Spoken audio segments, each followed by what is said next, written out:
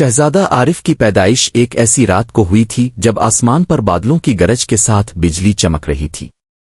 महल के अंदर एक तरफ जश्न का समा था और दूसरी तरफ दरबारियों के चेहरों पर संजीदगी छाई हुई थी।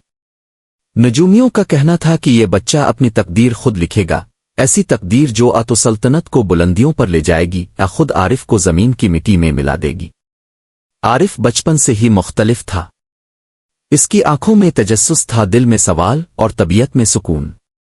वो दरबारी तालीम हासिल करता मगर रात को महल के पीछे मौजूद पुराने दरख्तों के साए में बैठकर चांद को तकता रहता। कभी कभी उसके दिल में आती कि ये तख्त, ये तलवार, ये ताज सब कुछ आर्जी है, लेकिन वो सोच को झटक देता क्योंकि वो शहजादा था। शहजादों को सोचने का नहीं, फैसले करने का सिखाया जाता है। बादशाह नासिर अल-दीन सख्त मगर इंसाफ पसंद हुक्मरान था।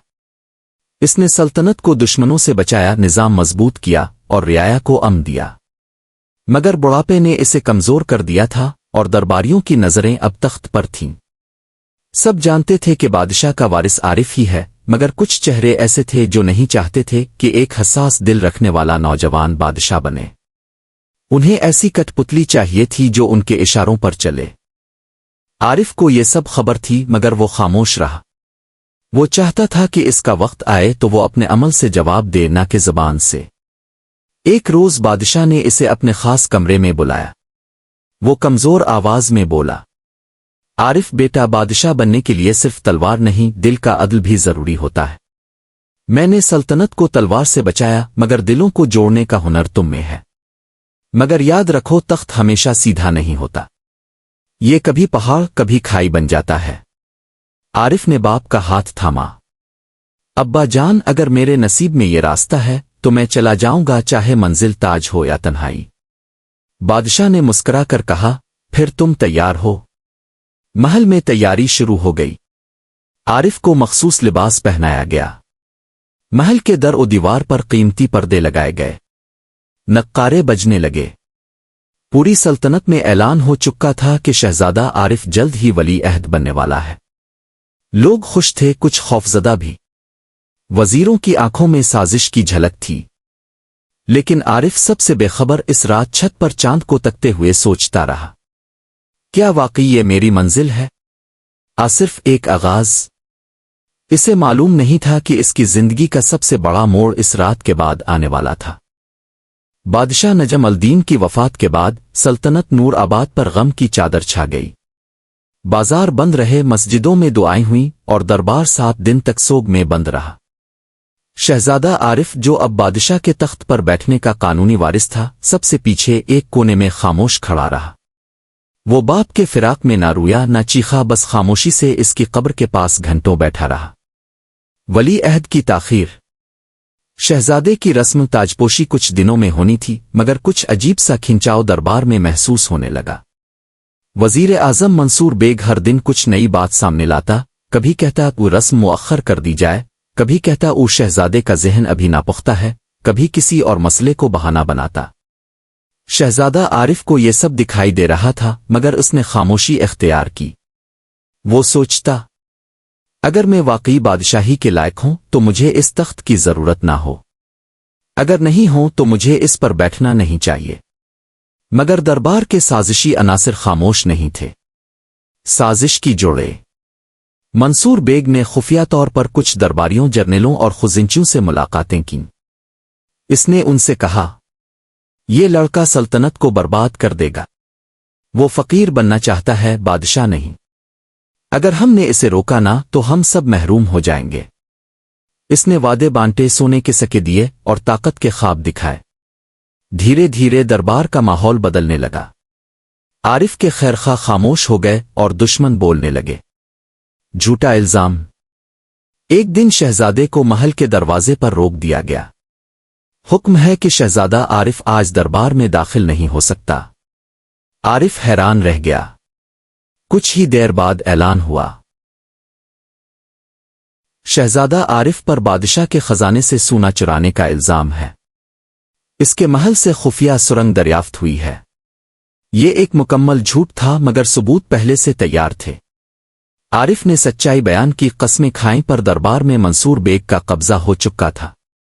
इसने कहा, सल्तनत के मुफाद में शहजादे को कुछ वक्त के लिए महल से दूर रखा जाएगा ताकि तफ्तीश हो सके। और यूं एक रात बगैर किसी हंगामे के शहजादे को तन्हा महल से निकाल दिया गया। न कोई फौजी साथ, न सामान, न ऐलान, बस सादा कपड़ों में एक घोड़ा और चंद सके। तन्हाई का सफर। आरिफ घोड़े पर सवार अंधेरी रात में महल से दूर होता गया। इसका दिल भारी था मगर अजीब तौर पर पुरसुकून भी। वो बार बार अपने बाप के अल्फाज याद करता, तख्त से ज्यादा अहम दिल की सल्तनत होती है।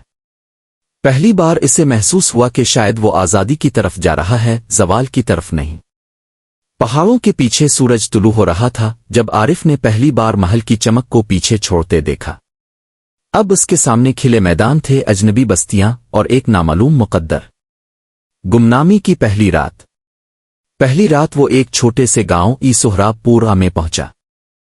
इसने घोड़ा एक दरख्त से बांधा और खुद एक कुनवे के पास बैठ गया। कपड़े गर्द आलूद थे, चेहरा थका हुआ। वहां एक फकीर आया जिसके हाथ में रोटी का टुकड़ा था। इसने पूछा, मुसाफिर हो? आरिफ ने सिर्फ सर हिलाया। फकीर ने वही रोटी इसके हाथ में रख दी। आरिफ की आंखों में नमी आ गई। पहली बार किसी ने इसे बगैर जान पहचान के, बगैर सवाल के कुछ दिया। इस रात आरिफ ने आसमान की तरफ देखकर कहा, अल्लाह, अगर ये तेरी तरफ से है तो मुझे दुखा कि मैं कौन हूं और मुझे क्या बनना है।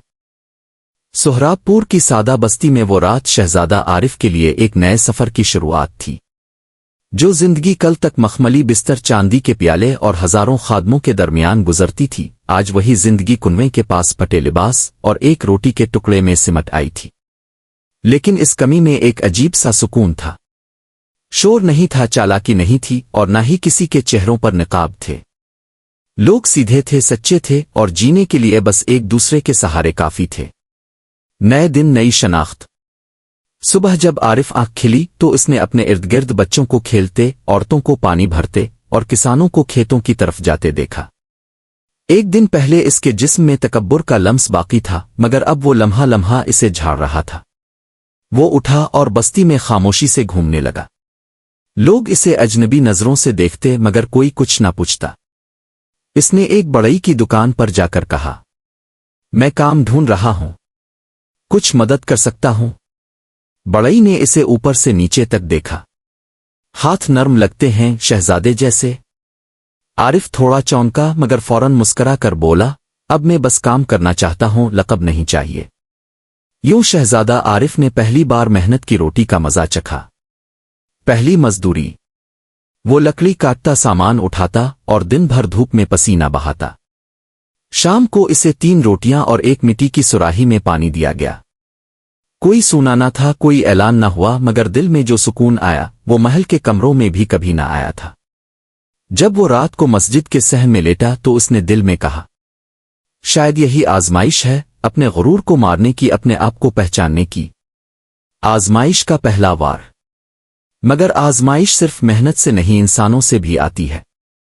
चंद दिनों बाद गांव में एक बदमिजाज शख्स करीम खान, जो बड़ई का पुराना मुखालिफ था, आरिफ पर चोरी का इल्जाम लगा बैठा।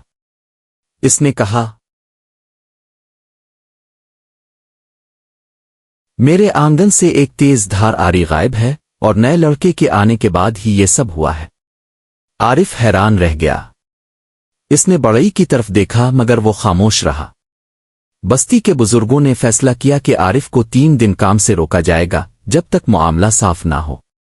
ये फैसला इसके लिए तकलीफ दे था मगर उसने एहतजाज न किया। 3 दिन तक वो मस्जिद में बैठा खामोशी से कुरान सुनता और फकीर को खाना बांटते देखता। चौथे दिन आरी बड़ई के पुराने स्टोर से मिली। सबको मालूम हो गया कि इल्जाम झूठा था। करीम खान ने शर्मिंदा होकर मुआफी मांगी। बड़ई ने कहा, अब समझ आया ये लड़का सच में शहजादा है, मगर वो वाला नहीं जो ताज पहनता है। ये दिल का शहजादा है। आरिफ ने सिर्फ इतना कहा, मेरा नाम आरिफ है बस। और जो आजमाइश सच को ना चीर सके वो क्या आजमाइश। सबक जो दिल में उतर गया। इसी शाम एक फकीर सफेद चादर में लिपटा हुआ आरिफ के पास आया। इसने कहा, आजमाइश कभी तेरा सामान नहीं छीनती, वो तेरा बोझ कम करती है। جب اللہ تجھے کچھ نہ دے تو سمجھ لے کہ وہ تیرا کچھ اٹھا رہا ہے۔ عارف دیر تک اس فقیر کے الفاظ پر غور کرتا رہا۔ وہ فقیر اگلی صبح غائب تھا جیسے ہوا میں تحلیل ہو گیا ہو، مگر اس کے الفاظ شہزادے کے دل میں نقش ہو چکے تھے۔ بستی سے آگے کچھ ہفتے گزرے۔ عارف اب گاؤں کا حصہ بن چکا تھا، مگر اسے محسوس ہوتا کہ اس کا اصل سفر ابھی باقی ہے۔ وہ چاہتا تھا کہ اور کچھ جانے سیکھے اور رب کی طرف اور قریب ہو۔ ایک رات اس نے بڑئی کو الوداع کہا اور بستی سے نکل گیا۔ اس کے پاس اب صرف ایک چادر، ایک چھوٹا سا تھیلا اور اندر کی روشنی تھی۔ وہ نہیں جانتا تھا کہ اگلا پڑاؤ کس کا ہے، مگر اسے اب راہوں پر یقین ہونے لگا تھا۔